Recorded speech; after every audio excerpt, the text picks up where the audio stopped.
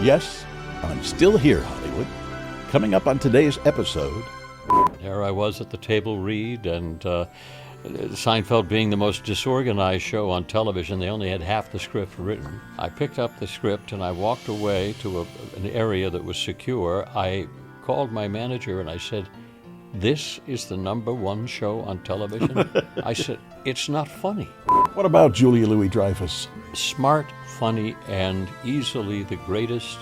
You have to go back to Lucille Ball to remember the embodiment of a better physical comedian. She would go down with the ship to get the laugh. Over the top is a term that is often used as a kind of a slam to someone's personality. But in Hollywood, playing a role over the top can make you stand out. And if you're lucky, it could land you an iconic character part in one of the biggest shows in television history. This is Still Here Hollywood. I'm Steve Kmetko. Join me with today's guest, Elaine's boss, J. Peterman, on Seinfeld, actor John O'Hurley. If you'd like to be more involved with us at Still Here Hollywood, you definitely can.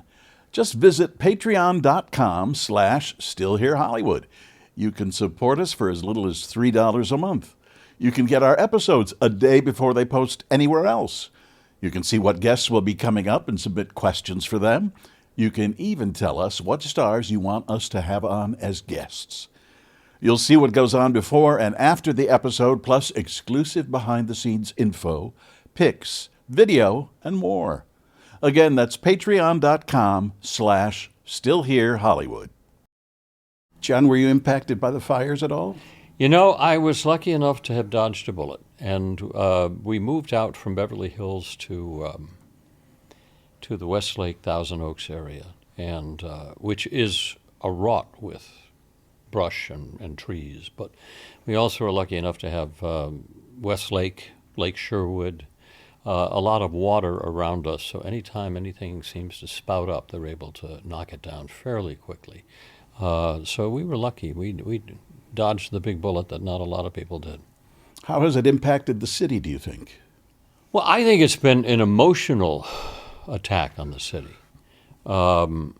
The places that people used to think, well, I'm living in Malibu on the ocean. What could possibly happen on that side of PCH? Sure enough, they went down like dominoes, and then all the way up in the hills took out what was part of the rich architectural history of Los Angeles, and probably never to be replaced again, because you can't build the class and the style of architecture that was there historically. I mean, some of those homes go back to the 20s and the 30s, and were really part of the grand gift of architecture, and represented some of the greatest building achievements of some of the great minds in the entertainment industry. They laid it over into the homes that they lived in as well. I was coming in yesterday from Chicago, and I asked the driver if he would go through El Pollo Loco, because we don't have any in Chicago, and I love El Pollo Loco. Lived on it when I was out here. You wine list or no? No. No, you bypassed that. No? I bypassed that. But there were people in the El Pollo Loco yesterday who were talking to each other and saying things like, God bless Los Angeles. I don't know how we got through that, and things of that nature. And I thought, oh, and this is a chicken joint. Yeah, I know. Yeah, it was the number of people that have been affected by this, and not just intrinsically affected because they lost their house, but they have all of the things, the ancillary things that went along with it. The gardening services. Well, everybody had a gardening service out there. They no longer have those contracts. There's employees that are out of jobs. All of the support services, the groceries, the small businesses, they're all gone. And it will be a long time before they come back. And, you realize that, yes, okay, maybe I have my lot, I've lost my home, but do I really want to build in an area where I'm going to be watching building for the next 10 or 15 years? and you start to scratch your head and say, do I want to do this? Right. And if you're older, like I am, you say, how many houses do I have left in me? And you got a lot of decisions to make with a calamity that is this large and all-encompassing.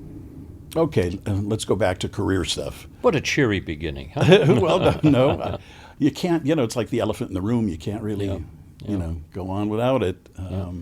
And it's had such an impact on the industry as well. It's had an impact on me sitting at home in Chicago and watching it on TV. It was nonstop on every channel, it seemed. Yeah. And I didn't even live here. We didn't live here, but everybody was asking, do you see things you recognize? Yes, I do. I lived here for 30 years. Not come anymore.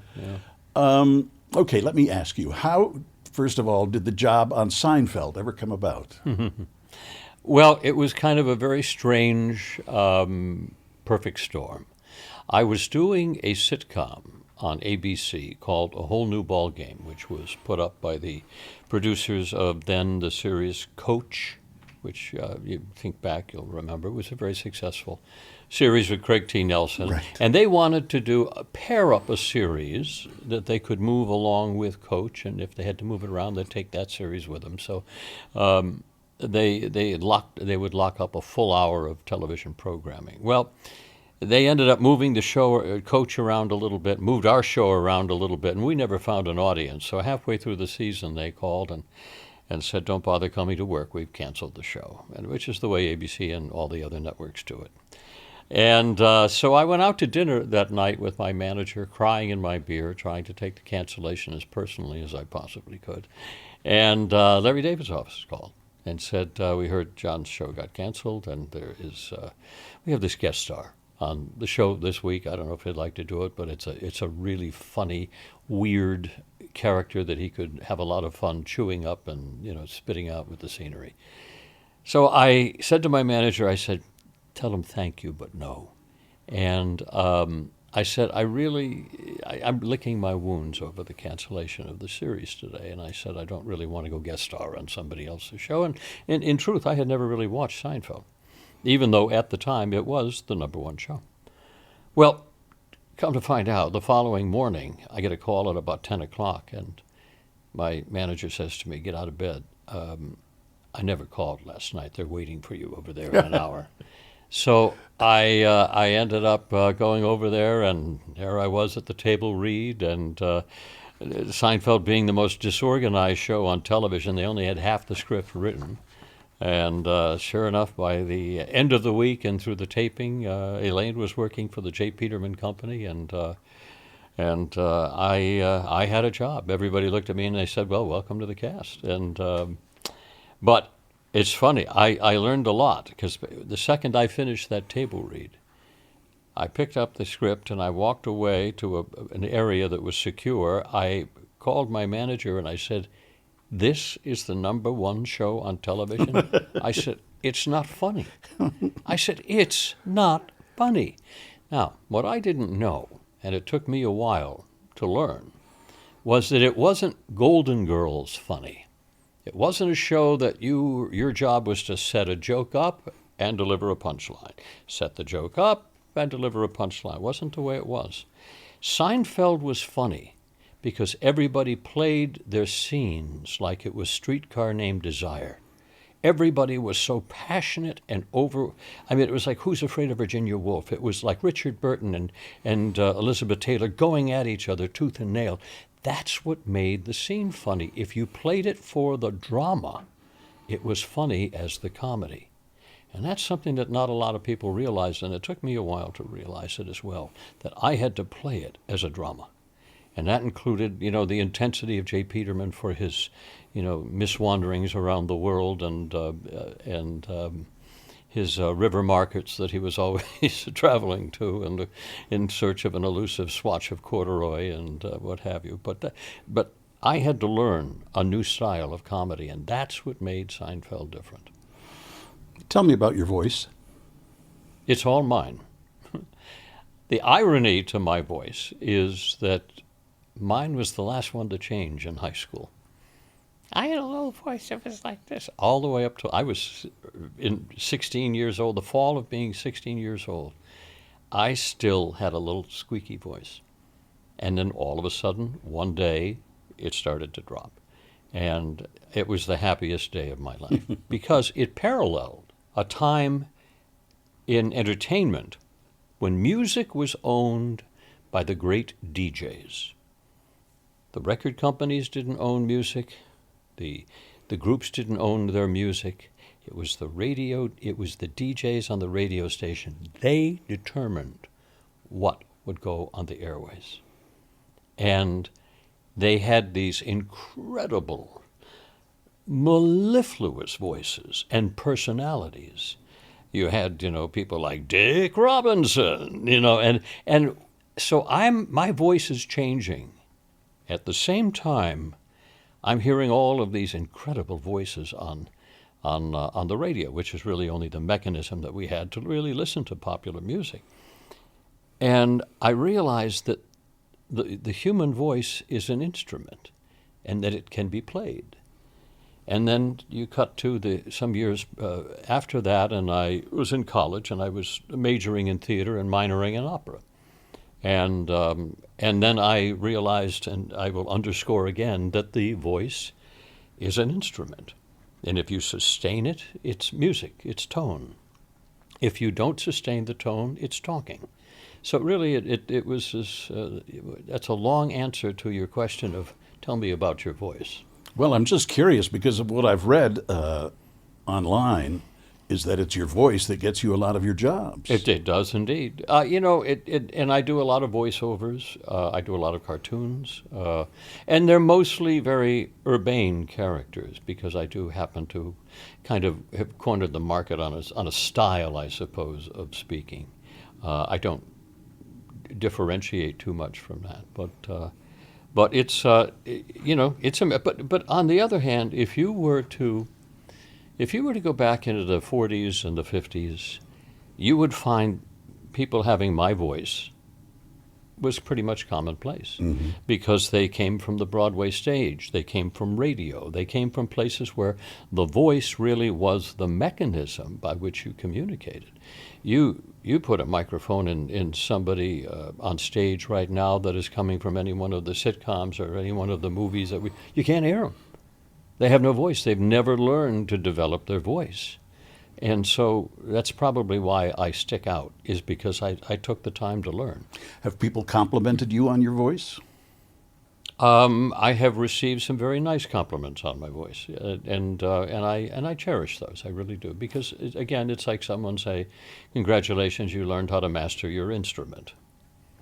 Not your domain, but you're interested. That was master of your domain. That was a whole different thing, a whole different episode. Tell me some of the characters you've voiced. You've done a lot of animated work, right? I have. There's about 15 cartoons that I've done. Some of them I remember, some of them I don't. And the reason being is when you go into a studio and you record an animated character, they may not have that the cell illustrations and what have you done for another year. So you completely forget that you did that thing, and you'll just happen to watch and animate it. And you go, oh, there I am. That's me. But some of the more notable ones, King Neptune on SpongeBob, which is probably one of the largest shows, I think, with Nickelodeon and the enormous success that has been, and that's carried over into its sequel, which is called Patrick. So that character lives on. I had a wonderful experience on ABC's top show called Phineas and Ferb, which I think is it's kind of Seinfeld for kids. I just think it is one of the most imaginative and funny to the bone shows, and it has nothing to do whether I'm in it or not. It was just the magic of the music and the writing of the dialogue, the construct of the story. It was just brilliant. And then there were other things that I kind of look at and I go, oh, because I remember them from being a child. I am the phantom blot on Mickey Mouse. Phantom blot being nothing more than this amorphous-shaped ink stain that can kind of morph himself into different figures. And that was kind of fun because it was something that was back from the late 1930s. And then Walter Bunny on Bugs Bunny. That was kind of fun to be part of that series as well. I was Mr. Slate on Fred Flintstone, which was kind of fun. That was one of the ones. So there've been a few that kind of stick up. And then, as I say, I'm Hades in Monster High, and there's a few popular ones now, but they don't have the history that draws me back into it. Like a Bugs Bunny might have. Sure. Oh, yeah. John, how do you like working in a booth alone? You must do quite a bit of work alone, standing in a booth. It is very lonely. But no, I actually prefer it. Do you? Sure, because, the directors are so wonderful about, knowing the story and presenting you with the context of what you do, that, basically I'll just give them 3 takes on a particular line. That's all I need to do, and one of them is right. By what they're looking One for. of them's bound to be right. One of them is right. So I am literally, I can do an entire episode in 15 minutes, and I don't even really have to turn the car off out in the lot. Yeah. That's nice. Yeah, it is. I don't know. It doesn't say much for your carbon footprint, but other than that, hey, tell me about. Once again, I'm going back and forth. I jump around a lot. Going back to Seinfeld for a second. What was it like working with Jerry Seinfeld? Well, I only actually worked with Jerry in one particular episode. I was always with either George or Elaine, and sometimes Kramer. But Jerry only one episode, and it was the night. It was in the Bosco episode when everybody is supposed to be having dinner with me at the Chinese restaurant, and they all scoot out of there as they say, scoot out on an excuse built for one. And George was the only one left, and he ends up having dinner with me, which involves a phone call to which I understand my mother is at death's door, and George then becomes my mentor, my compatriot, and he's seeing me through the passage of my mother. And I later find out that he gave up his ATM code, Bosco, and that were, oddly enough, my mother's final words, to which I understood that George killed my mother. It's a shame. That's a startling thing to find out. But that doesn't mean Jerry wasn't there. Jerry was an active part of the show, and he was an active part of all the scenes that I was in. And I was there for some, I guess, 5 seasons, 4 or 5, anyway. But Jerry always was such an interesting character because unless you knew who he was, he looked like a tourist. He would have his hands in his pockets, or he'd be holding a bowl of cereal from craft services and just kind of sitting in the background and laughing along. And he was so nondescript and very endemic to his suburban upbringing, I guess, out in Long Island there. He just kind of dressed the part, looked the part, acted the part, always a gentleman, and one of the smarter people I've ever worked with. Really? Yeah, I wouldn't say one of the best actors, but he knew that. And he knew that he was the keel. Every comedy has to have a keel, so that becomes the interpretation of what is normal in that world of comedy. And so all of the lunacy can happen around it as long as you have your keel. And everyone had it. Cheers had it with Ted Danson, and it's like every good comedy has to have Mary Tyler Moore Show with Mary. She was like, yep, everything could happen to her. Yeah, because she was the keel, exactly. And then the relationship with Ed Asner and Mary was very much a more surreal version was Peterman and Elaine. We'll be back for more in a moment. What about Julia Louis-Dreyfus? I only encountered her from time to time on various red carpets at the Emmys, sure. But she was always hysterical. She was so bright. She always looked great. Smart, funny, and easily the greatest. You have to go back to Lucille Ball to remember the embodiment of a better physical comedienne. And that's E-N-N-E, I guess, is appropriate. But she would go down with the ship to get the laugh, as evidenced by that inane Elaine dance that yes, she did. Which is still on today still for on commercials and I will do appearances now at baseball stadiums on their Seinfeld nights, and sure enough, they'll have a dozen or 24 people out there in the field all doing the Elaine dance, and the crowd has to applaud for their favorites. And she is. But just a lovely person and funny as can be, married to a great guy, and good people. Sadly, I think lost their home as well in I think I read Palisades, that. Yeah. The last time I interviewed her, she came to the Emmys with comedian Wanda Sykes. That's it. I'm sorry, the two of them came up. I'm sorry, we needed that in the form of a question. Who was Wanda Sykes? And the two of them together just destroyed us, those of us who were working the line. The two of them got together. It was like they'd been together forever and ever, playing off each other. Yep. Just very, very funny. You have to go back to Veep to find Elaine actually saying a 4-letter word. It's it just doesn't sound right coming out of her mouth, does it? No. And Veep was another one. What is with her? She just seemed, the New Adventures of old Christine. Seinfeld, Veep. It's like she has a Midas touch. She does. She hits upon all wheels. Always. Well, she just plays one. I mean, she's a wonderfully engaging character. She really was. And when she received an award for the Mark Twain Award at the Kennedy Center, she was hysterical, just doing her shtick, and had everybody going. Anyway, blah, blah, blah. Yep.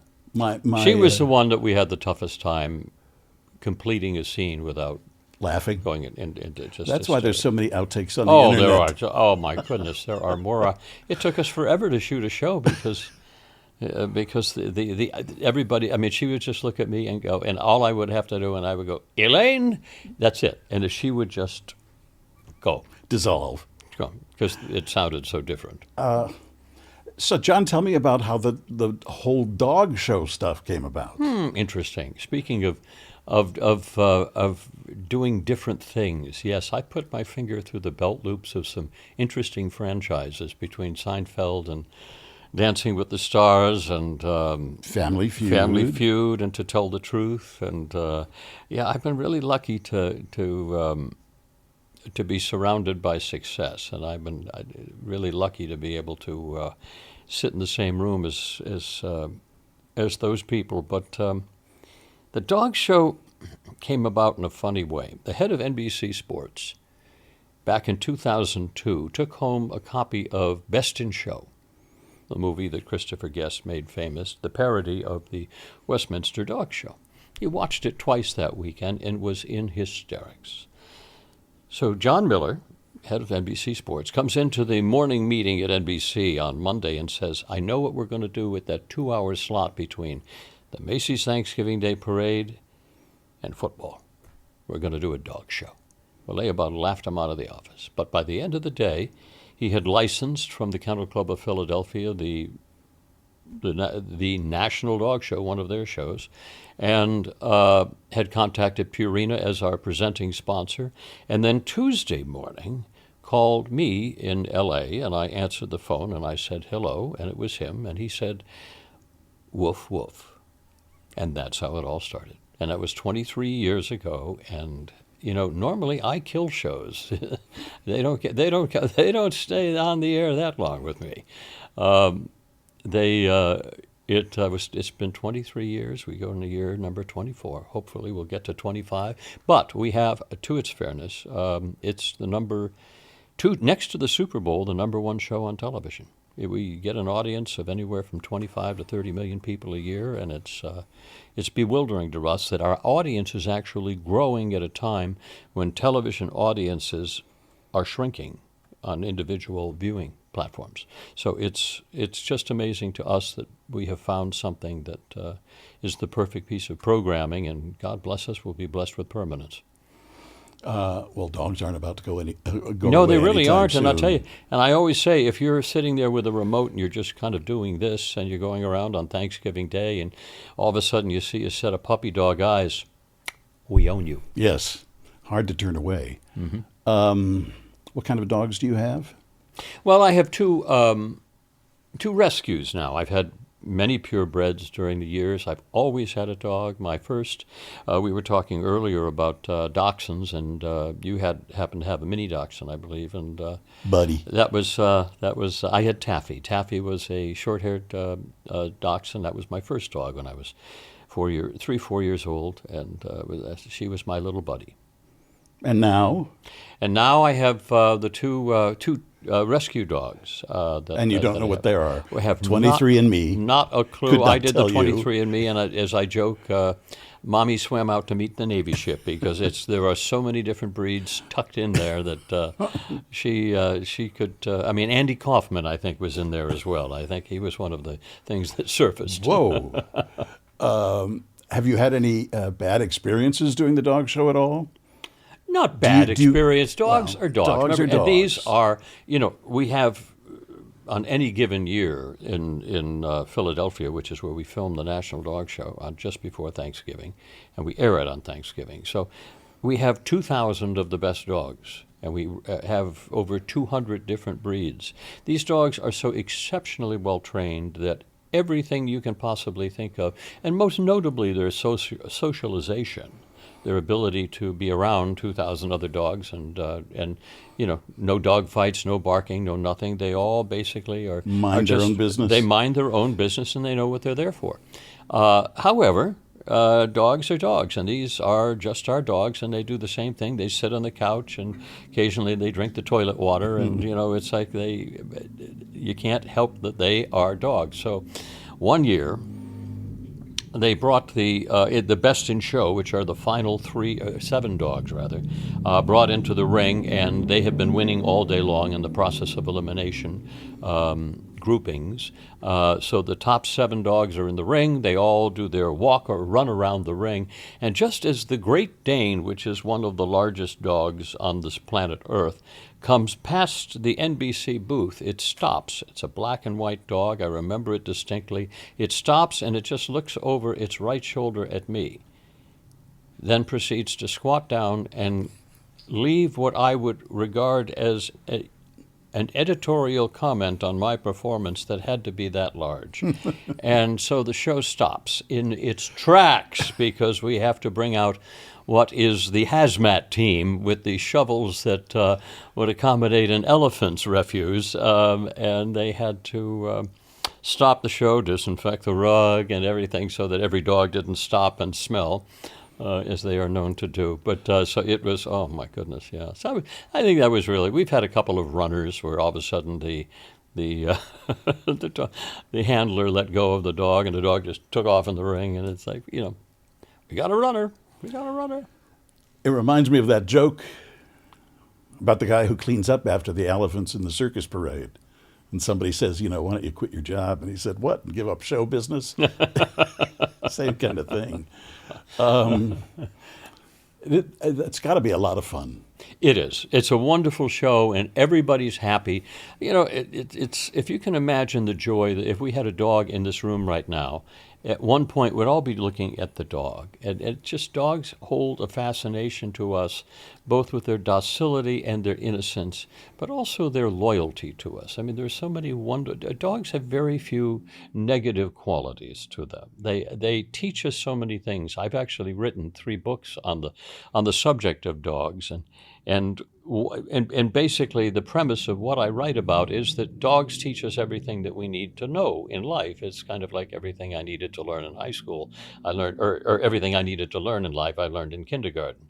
It has that same feeling of the dogs teach us so many wonderful life lessons. And but if you were to have a dog here, we'd all be looking at that dog because they just represent just the state of goodness. I used to have a Yorkie named Stella, Oh. and I would take her to work with me at E, and she would lay down on my desk and sleep. She was only like 4 pounds. Oh, of course, yes. So I'd bring her in every once in a while because everybody relaxed automatically when they'd come in. Can we touch? Can we pet Stella? Sure, you can. And I used to take her downstairs to the mail department because that's the only scale I could find to weigh her on that she'd register. Yeah. So that was great fun. I think dogs should be allowed more public places. Well, it is happening, and there's been a very strong movement in the country, and they're actually very few places, especially in New York City now, where you can go where a dog isn't allowed. I have, in fact, they don't even ask anymore. Or why, do you have a service, your credentials for that as a service? They don't even ask anymore. They just assume.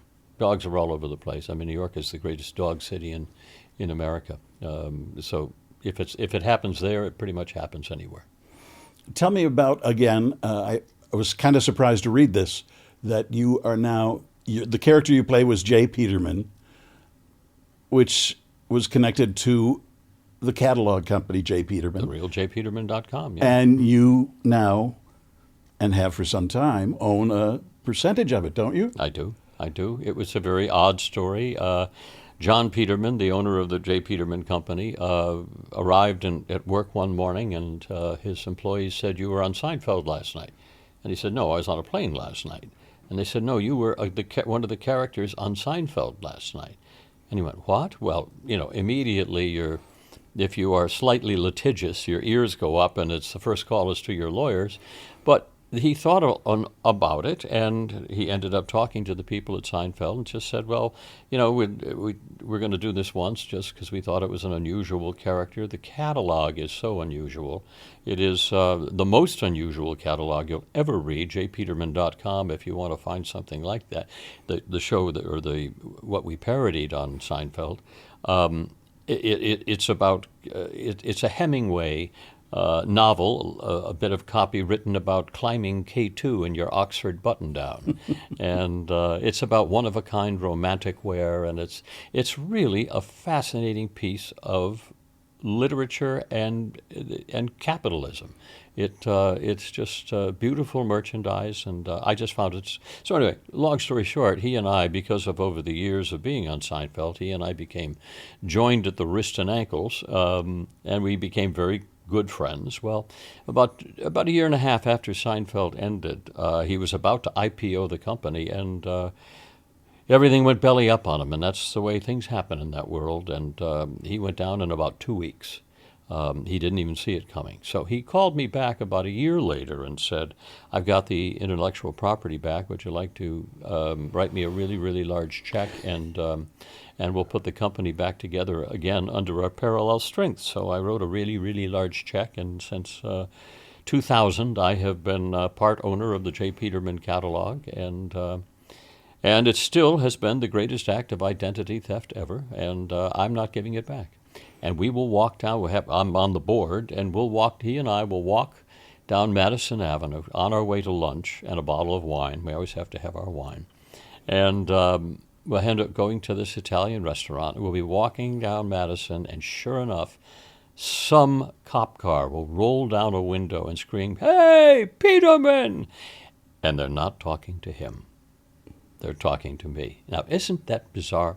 It is bizarre. It is what Marshall McLuhan used to say: the message and the medium will eventually become indistinguishable. And I am the greatest example of that, because I am Peterman, he is not.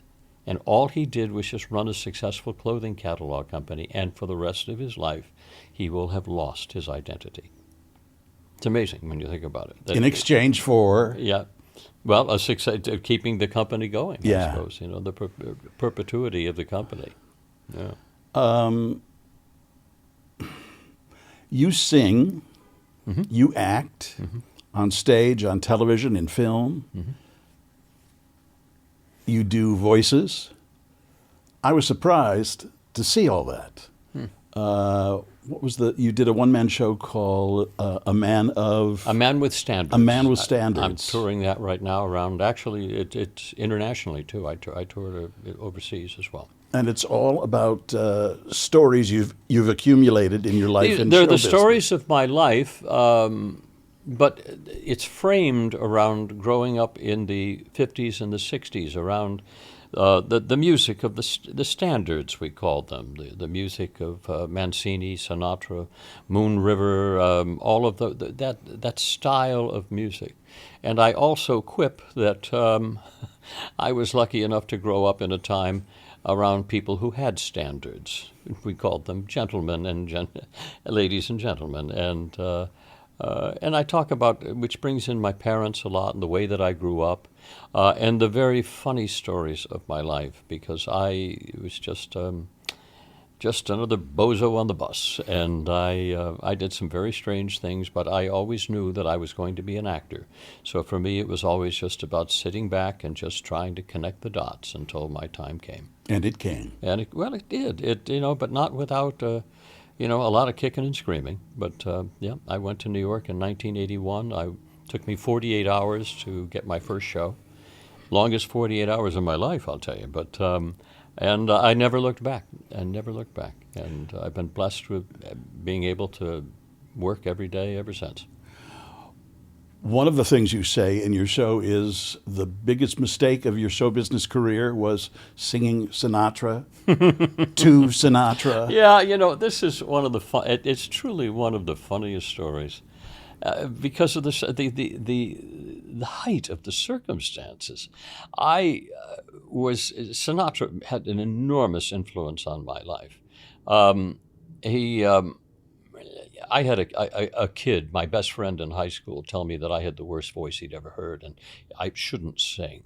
And so, because he was doing this for my own good, you don't say that to somebody unless you're really doing them a favor. Mm-hmm. I shut up, and I didn't sing at all for many, many years, but it was Sinatra in college that got me to sing again, not him personally, but it was his music that got me to sing again when he brought out his album Old Blue Eyes Is Back in 72 or 3, I think it was, 73. And so you can imagine the influence he had on my life. Well, cut to the mid-'80s when I'm now in New York and I've become kind of Mr. Daytime Television. I was on just about every show you could possibly do, and I was the original Twin Brothers on daytime, and I was on the #1 show, Young and the Restless, for a while. And so I really developed a niche in that style.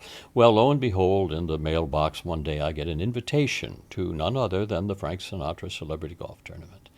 And nobody could have been more... That'll make the hair on the back of your neck stand up. It sure did. And wow. I rolled up my tuxedo, stuck it under my arm, and I went out to Palm Springs to the gala out there. And I was by myself, and I knew I was going to see His Highness himself. So he came in, and I just was mesmerized by the power and the command and the silence that he had. And I said to myself, I learned more about being an actor by watching him walk across the room than I ever learned anywhere in any portion of my acting career. Well, what I didn't realize is that we were all supposed to go back to Sinatra's house afterwards and entertain Frank. Everybody, all the celebrities, were supposed to go back. So Robert Goulet is there. He sings 45 minutes of the best ballads he's ever belted out. Buddy Hackett was there, insulting with the most obscene material I've ever heard in my life. Don Rickles insulted 2 entire zip codes. Well, it got to be about 2 in the morning, and people were kind of still there. There was still about 100 hangers-on at his house, and Frank was sitting by the piano, and he's probably on his 43rd scotch by the time I was... His pianist does this to me, because I'm the last one, easily. About 2 in the morning. And I said, oh, no. And at this point, I want to climb into my glass of Chardonnay. And I went over to him, and he says, what are you doing? So I leaned over, and I told him what I was going to do. And he looked back at me as though I had just licked his ear. And he says, okay. And he sat down and started playing. And I proceeded to do the stupidest thing I have ever done in my career. I sang Sinatra to Sinatra. And when he finished, there was absolutely not a sound in the room. There was absolute silence, and they knew I had broken the rule. And Sinatra is sitting there with his drink, and he is just running his fingers over the edge like this. And everybody's waiting for what he's going to say. And he looks up and he says, that was the song that Joe Raposo wrote for me to sing to my wife. Were you singing to my wife? I said, no, sir, I wasn't. I'm sorry. And I don't know what I said, but I grabbed my Chardonnay and I began to walk back to the wall that I had been holding up. And as I pass him, he reaches over, touches me like right there in a spot that I have not washed since, and he says, "You sounded good. You sounded good." That was it. That's all I ever needed. I don't know if anybody else said anything that night, because as I stood back on that wall, I raised my glass and I thought to myself, somewhere in this world, that guy, Martin the Italian, had just dropped dead. True story. What a great story. It's a great one. And because he had such an influence on me, and I still do. You know, it's funny, in my one-man show, I do the song "You Will Be My Music," which is the song that Raposo wrote for him to sing to his wife. And it's one of the greatest pieces that he ever sang. I think it's one of the best written pieces. But yeah, he had an enormous influence on my life and continues to this day. I think he had an enormous influence on a lot of people's lives. Mm-hmm. I saw him in concert with Count Basie, Ella Fitzgerald, Liza Minnelli, Sammy Davis. There wasn't a better stylist than him. And we'll be right back. Do you think that role in Seinfeld, do you think that affected your casting in any other parts, positively or negatively? Probably. Are there things that you would have liked to have done that somehow or another just haven't come through yet? No, I've had a pretty blessed career, I tell you.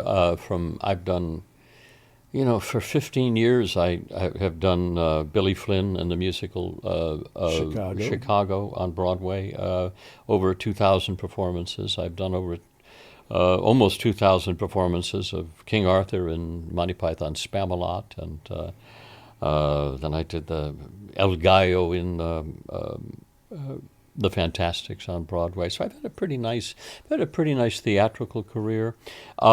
Yes, it probably salted the castings, I would say, on television, because I think people kind of remembered. It's kind of like everybody remembers Newman as Newman, and you don't want to bring that character into your show. You want something new and sparky. So it might have. I'll never know, because they'll never tell you. It's like they'll never tell you the jobs that you don't get, that you weren't offered. You only know the ones you got.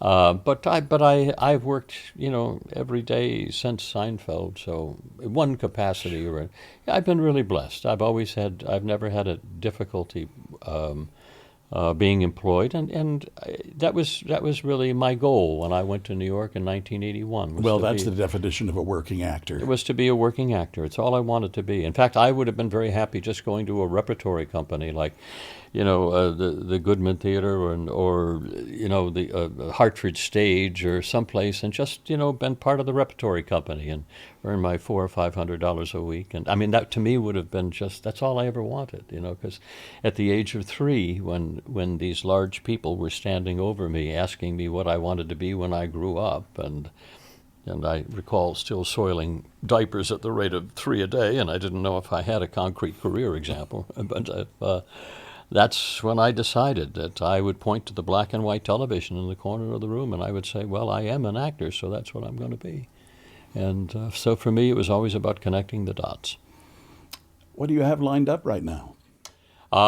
Something very unusual, actually. I just signed to do a new movie. I've done 3 this year already. I've been really. Hey, it's only February. I know. I just got a new one yesterday, but I'm doing something different.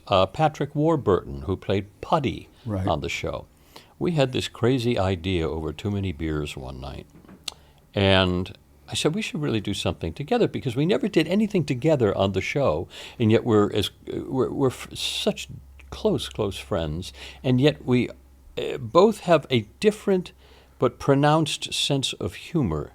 I said we should do a show together. And I thought that, Steve Martin and Marty Short are doing a kind of a two-man show. And so I said, so sure enough, in late March, the end of March, we are doing a two-man show. It's called An Evening with Putty and Peterman. And it says, and the subtext is crass and class. And it's already almost sold out, and we just went on Really? the docket about 4 days ago. So it's we're doing 3 different venues up there. It's going to be part of the food and comedy festival they're having in Providence. Then we have 2 other theaters that we're doing some stuff in while we're out there as well. So it's going to be. So he and I will probably continue marching around the country with an evening with Putty and Peterman. It's a lot of fun because he takes one act, I take another, and we come back and do a Q&A. That sounds like great fun. Yeah. I mean, Martin Short and Steve Martin have made it work so well for them. Yeah. And The nice thing about, Patrick and I are just so different. He just, he is, as he says, I'm crass and you're class. And it's just, it's a perfect evening of entertainment. The billing works to your advantage. It sure does. Did you come up with the personality of Peterman, or was it written that way? Oh no, that was me. That was me. I just knew. I had read. They gave me the clothing catalog to read, and they said we just want him to sound the way the catalog is written, as though this Hemingway dialogue is coming out of, it's just tripping off his tongue, and that this is the way he speaks, and so. It was an easy thing for me to do because as I read through the catalog, and I said, yes, it was Hemingway, but it sounded like a bit of a 40s radio drama combined with a bit of a bad Charles Kuralt. And then it gave, as the history of the character went on through the show, it gave the writers a chance to write not short form, but in long form. They could write monologues. Now, sadly, most of the monologues were cut from the show because the show, as I said, the most disorganized show, but always too long. So the first thing the editor would do is cut the Peterman monologue, and then they've got 2 more minutes to work with, and so. But there was a lot of stuff, and I'll give you an example of one monologue that was cut. It was when Rob Schneider was playing my hard of hearing assistant, and I thought that I thought Elaine and Bob were having a little tete-a-tete on office time.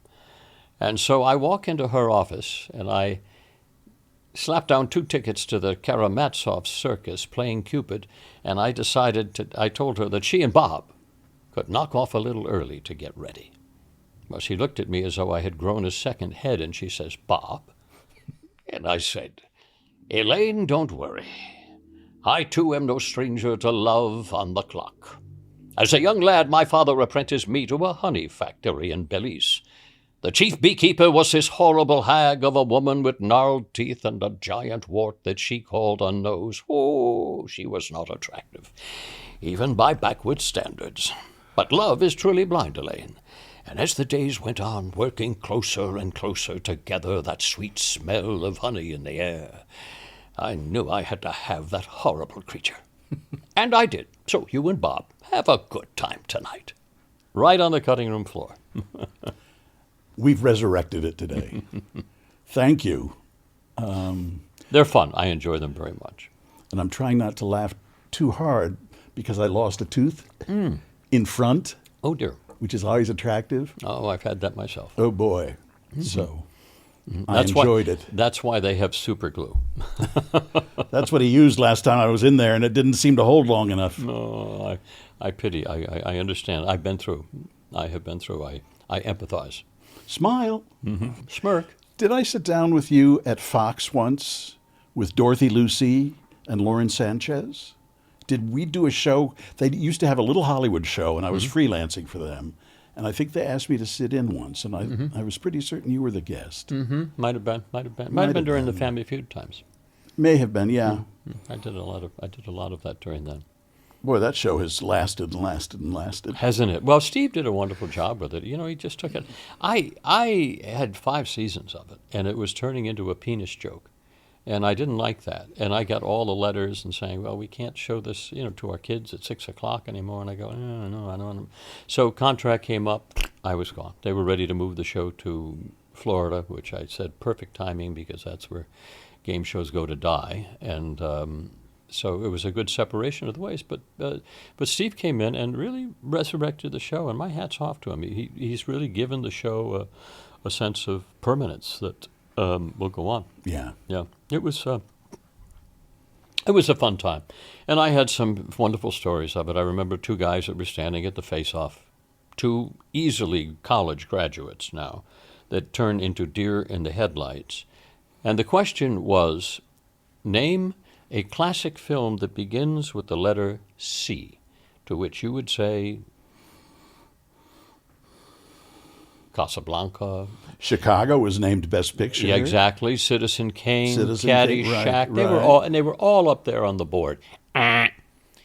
Seabiscuit. I mean, you can't write that stuff. I mean, it was never always a source of entertainment to me. They always would give Grandma. They would always put her down in the 5th position, as though she was never going to get called on. It's like, I don't know why. So the question was, name something that you would do on a first date to make yourself seem more attractive. Now, you'd say, what would you say? Haircut, perfume, take a bath, change your clothes, whatever. I get all the way down to Grandma there. I grab her hand and I did my little kiss on her hand. And I said, okay, we're going to think back now, you and I. What would someone do on a first date to make themselves seem more attractive? And she says, stuff your pants with a vegetable. Did she name the vegetable? I think it was, one of the heads of lettuce in the produce section, I'd say. God, that was funny. Isn't it funny? Yeah. Stuff your pants with a vegetable. Hey, is it true you won't color your hair? I never have. I did it once because it was a parody that we were doing of like a 40s drama. So I did it just to show them that I could, because the character was significantly younger. So I did it just that once. But no, I've never dyed my hair. Have people asked you to? No, I did. No, they never did. And I'll tell you a very funny story, because I did mention to you that back in my soap opera days, I was the first twin brothers on daytime television, preceding David Canary, who did it for many years on All My Children. Mm-hmm. But I was on the show Loving, which is also an ABC show, it was a show that preceded All My Children. And I became the first two twin brothers. Well, to be a twin brother, you have to have a body double. So they had to go search New York of the extras and find somebody that was my size, and I had black hair back then, just little wisps of gray, but essentially dark hair. So they had to find somebody my size and somebody with my hair coloring, and so they could shoot over the shoulder. Well, they found a guy who was a bouncer down at the Limelight nightclub, the old church down on 19th and Madison, I think. And he became my body double. The only problem was he talked like this, and everything was like this. And I said, oh, my God. And so he was doing all of my other lines, the twin brothers lines, while I was doing the other brothers lines. And it drove me absolutely nuts because, I'm a urbane type of character, and I'm listening to this bastardization of what I'm supposed to be saying, and I couldn't. It took me so far out of the character. I said to the producer, tell him to shut up, please. I can't. I said, be polite, and he's a nice guy. I said, don't hurt his feelings, but tell him to shut up. Don't let him talk. I'll just figure the spacing out myself. And so that's the way we ended up doing. So he never bothered opening his mouth. But when he finished, he would say, are they finished with me? I said, yes, I think they are. They're all set. You can head back to your dressing room. He says, okay, good. He says, I'm kind of in the middle of my play right now. I said, what? He says, I'm writing a play about my life. I said, well, good for you. It was Chaz Palminteri. Really? He was my body double all those years, and he wrote Bronx Tale in the dressing room while he was my body double for Loving. Isn't that funny? Should have hit him up for a part. And to this day, I'll see him across the room, and it's like you go, who knew? Who knew? We don't look that much like each other anymore. So we kind of took a year off. He has a nose that goes like this. Well, that's through years of conditioning. Yeah. Thank you, John. Great to be with you. For coming in. I really appreciate it. Thank you. Very nice of you to do this. Absolutely. A lot of fun. Still Here Hollywood is a production of the Still Here Network. All things technical run by Justin Zangerle. Theme music by Brian Sanishin. And executive producer is Jim Lichtenstein.